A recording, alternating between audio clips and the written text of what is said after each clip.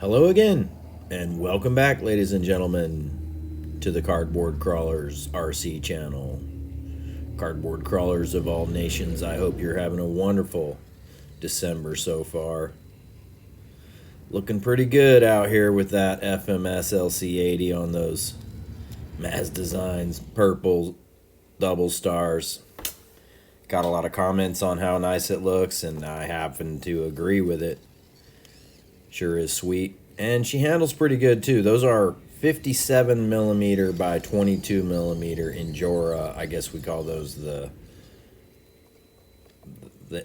Chirax.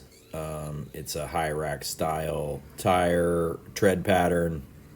They may call them their rock tire. I'm not sure exactly what Injora is calling those. I don't remember, but it's that 57 millimeter by 22 millimeter. They make them in 52s, 54s, 57s, 64s. I have a set of 64s on my Grizzly Works Gladiator, the recovery vehicle there. And you know, it's always been a good tread pattern. It was one of the first tires that I happened to buy aftermarket back a little over a year and a half ago, when I bought my first C10 24th scale, and I ordered a set of those tires. I think I ordered it's a 15-hole set of Injora wheels, and they came with those tires in like a 52 millimeter or something. And it was the perfect first upgrade for my truck when I was just getting into the 24 scale. I actually run those wheels still on my green FJ45, and I have a set of Maz Designs titanium rings on those, and I just love the way they look on the green FJ because they are green wheels, and it's what I have ended up going with on that particular build. And so yeah, we're just back out here at it's between this little glass shop and a Dollar General. The Glass Doctor, I believe, is where I'm at. Don't quote me on that, and don't hate me if I got the name wrong. I went in there today, and I actually talked to a couple of people inside and made sure that they didn't mind me being out in their rock pile. I wanted to make sure they didn't think I was laying down in the rocks like some homeless guy or something, and that they didn't think I was weirder than I actually am, laying down in the rocks playing with these trucks. So yeah, having a good time. 65 degrees and sunny does out there.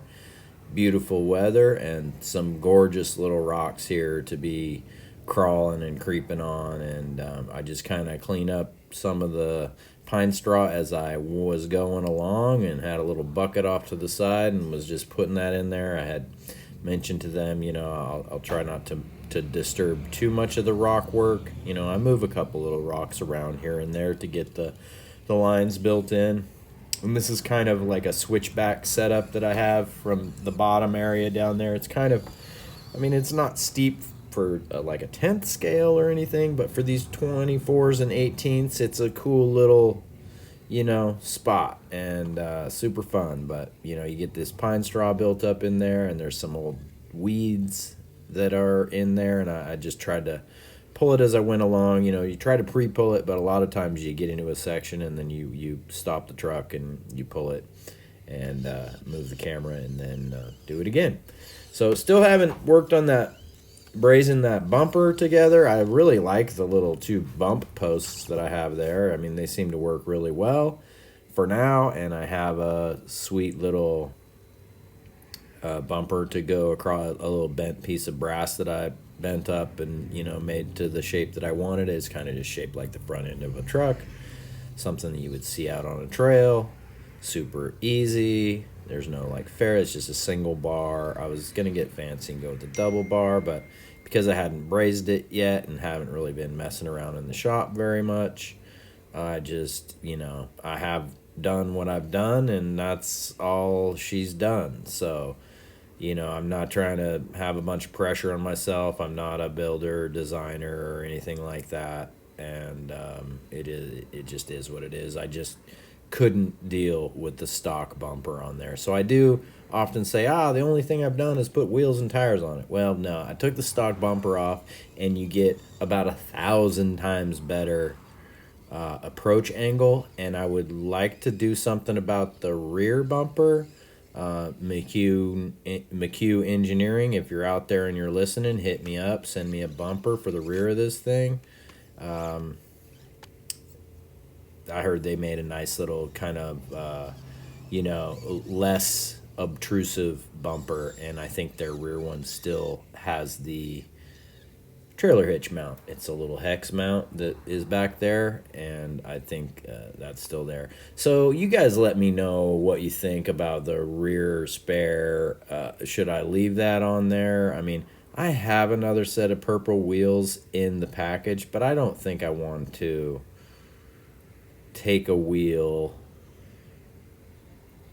just for a spare away from something else that it would be beautiful on. So, I mean, it'd be cool. It would add a lot of weight to the rear. I guess I could run an aluminum ring on it, and it would be a less weight. But yeah, I'm just, hey, you're out there on the trail, and I mean, when I had a 1-to-1, I didn't carry a spare. Like if you shredded a tire that bad, man, you called someone that was working down the hill at a tire shop and said, hey, bring me a 40, and I'll have a 30-pack waiting for you. Meet me at the trailhead, and you jump in someone else's buggy. You go to the trail and you get a wheel and tire, or a lot of times you just got a guy sitting around at camp that has the same lug pattern as you, and you just get back to camp and borrow their tire to get you off the trail and put it on the trailer, and that's it. Your day's done. See you later. Time to go home.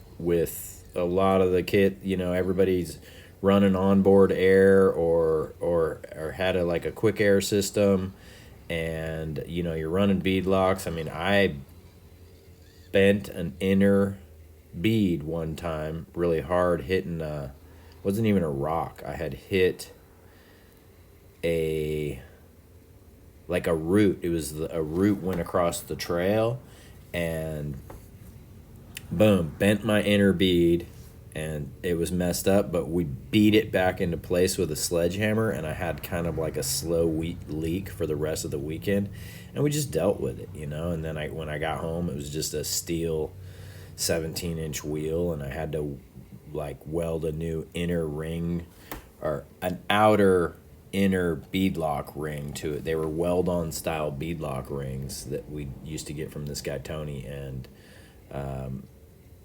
so I just purchased one of those. It was like $40 or something, and a new wheel, which I got cheap from the tire shop, and just a steely, and put that together, threw the tire on it, and she was gold. It didn't rip the tire ever or anything like that.